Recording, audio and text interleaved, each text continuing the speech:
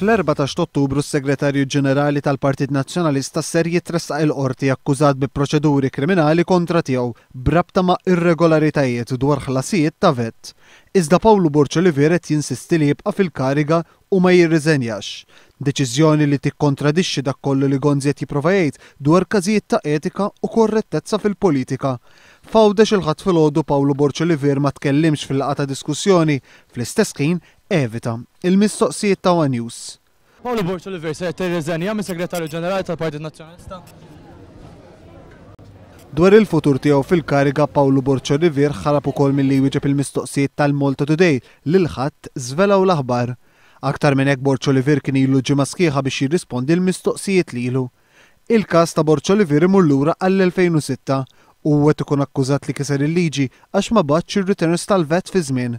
Borċolivier issa jgħid li rregolarizza il-pożizzjoni tiegħu. Kelliem għall-Uffiċċju tal-Prim Ministru konferma li Lorenz Gonzi kien jaf b'dan il-każ.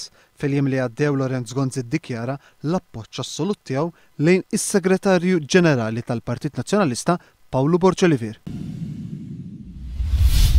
Fl-istess ġimgħa l-Deputat Nazzjonalista Chris Said irreżenja minn Segretarju Parlamentari il-laqgħa fil-Każin ta' Insielem ġabet fit-tmiemhom sensiela ta' attivitajiet organizzati mill-Partit Nazzjonalista. Il-Partit Nazzjonalista uża dawn l-attivitajiet biex jolli l-moral tal-partitarji tiegħu wara waħda mill-aktar ġimgħat ibsin għalih fl-aħħar snin.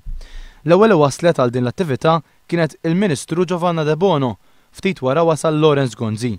Fil-jum li fih ħarġet l-istorja tal-VAT, il-Prim Ministru kien akkumpanjat minn Pawlu Borċolivier.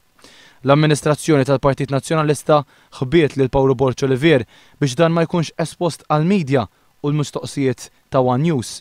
Il-pubbliku u l-medja l-oħra kollha intalbu jitilgħu ħlief għal One News. Sa dak il-ħin konna ordnati biex noqogħdu isfel, l-aħħar li wasal kien Chris Said u għaddaħħal fil-Kamra wara li Lorenz Gonzi kellu ċans jitkellem mal-partitarji tiegħu. Sa dak il-ħin One News kien għadu ordnat biex ma jitlax fis-sala minkejja diskussjoni kienet diġà bdiet u l-mezzi tax-xandir kienu diġà preżenti fuq.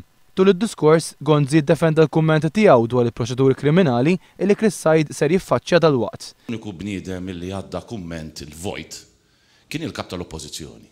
Jiena weġibt ittra lil Chris Said billi għatlu isma' jiena naċċetta r-riżenja tiegħek, però nawguralek biex malajkem jista' jkun inti tkompli jgħaddi kollox u tiġi tkompli bix-xogħol tiegħek.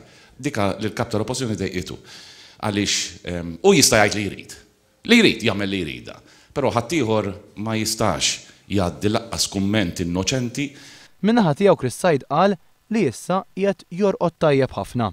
Flaxija x'kien mort id-dar kif poġġejt rasi fuq l-imħadda irqat b'mod tranquill ħafna. Fil-preżenza ta' Giovanna De Bono, Chris Said qal li issa ser kollu ċans jaħdem ħafna aktar mal-kostitwenti Awċin tiegħu.